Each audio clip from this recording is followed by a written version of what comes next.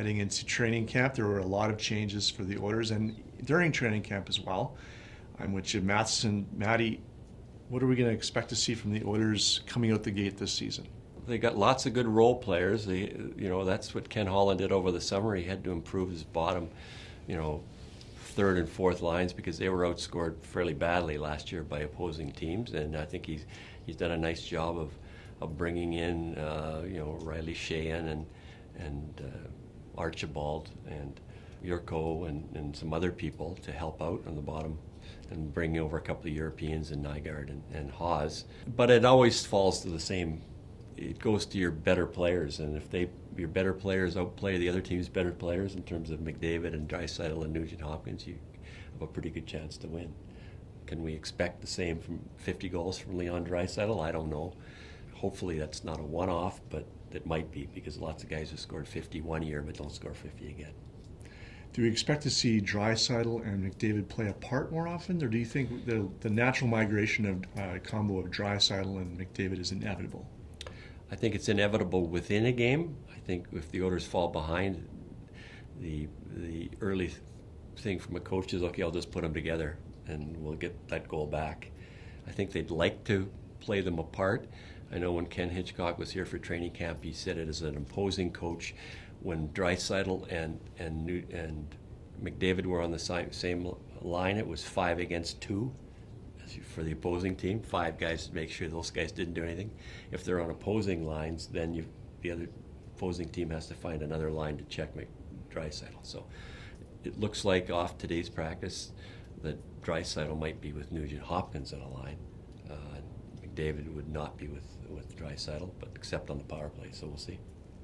Now we have the addition of James Neal to the Oilers lineup, a trade for Milan Lucic in the summer. And we're going to be seeing James Neal playing with Connor McDavid. How did Neal and McDavid look in the preseason? Pretty good. They know each other from working out with Gary Roberts in the summer, so this isn't a situation where one guy's coming in from Calgary and he doesn't know Connor McDavid. They do know one another personally. Neal has played with skill players before in his stops in Pittsburgh and Nashville and Vegas, so he's not going to be intimidated playing with a really good player. He has the ability to score. He's another one.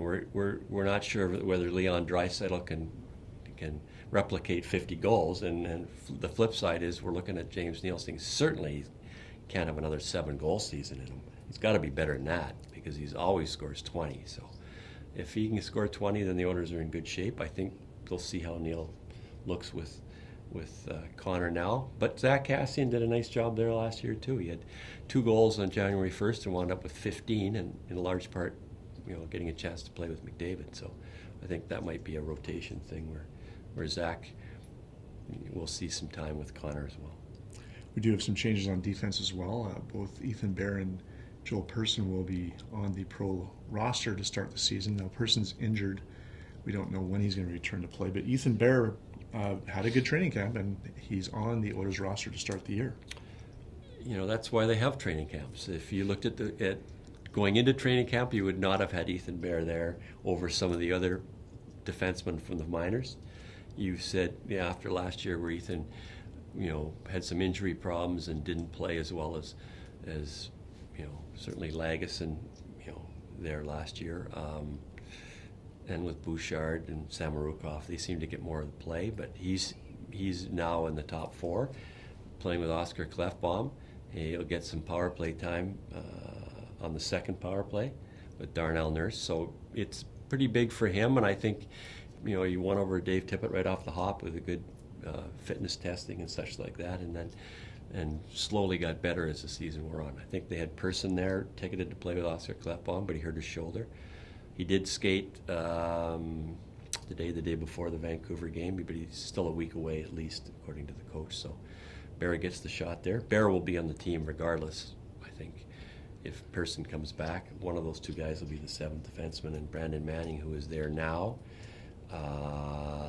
was put on waivers and cleared, but he's on the roster as a 7th defenseman, so I don't know if he'll be there when Persson gets back, but kudos to Bear. We have 2 goaltenders, basically, I think, vying to be the number 1 goalie we have a 1-on-1A situation with Mikko Koskinen and Mike Smith. And I guess it remains to be seen who will grab the horns and run with it, if anybody. If this situation is such that they want to see a rotation to start with, it's an easy rotation. The first month they only have one back-to-back, so he can play Mike Smith against Vancouver, and he could play Koskinen against LA, and then they go on the road and they play every second game. So he'd work it to see how it is. Now, if the goalie in the first game gets a shutout, Tippett has said for sure he's coming back to play the next game. So, they say 40 would be just nice. It was in Long Island last year with Grace and Leonard. It was very close. I don't think it'll quite be that way in Edmonton. Usually what happens is one guy plays 50, the other guy plays in the 30s. But whatever happens, they have to have much better goaltending than they did this year than last in terms of statistically. It has to be good goaltending if the Oilers team on paper is an average team. It has to be good goaltending to get them into the playoffs. Now, Dave Tippett came in to become the new Oilers coach. He replaced Ken Hitchcock, who replaced Todd McClellan last year. What are the differences you're seeing in Dave Tippett's training camp versus last year's with Todd McClellan? They're all veteran coaches, McClellan and then Hitchcock and then Tippett. They've all coached in this league for a long time. I don't know if you see that much difference. I know Dave's preached 5 guys up, 5 guys back, shorter passes in their own end of the ice to get the puck out of their end, 10-foot pass into the middle of the ice, which makes the forwards come back and make sure they're there for the pass. That part has changed. I think Dave's history is he has very sound defensive, teams that can play low-scoring games and win. Dave Tippett's a veteran coach, as Hitchcock was and McClellan was. I think in this division you needed a veteran coach to go against DeBoer and Gallant and McClellan in LA more so than a first-time coach. So I think it'll work. I think he knows what he's doing. He's won a lot of games in this league, but he's also coming into a situation where he wasn't in the league coaching the last couple of years. So this is all kind of new to him too. He's picking up a team that he didn't necessarily know in the last couple of years. He might have coached against them a few years ago, but this is all kind of new to him too. So we're basically expecting maybe a tighter defensive game from the Tippett coach team?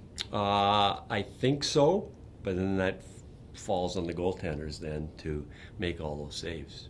You can preach defensive, but then the goalies have to follow suit and win some games. I don't see the Oilers getting 15 points better than they were last year to get in the playoffs unless the goalies steal them a win a month, 6-7 games to get them to 92, 93, 94 points. So it behooves the goaltenders, even if the team is playing defensive in front of them, but to also make the saves and win some close games.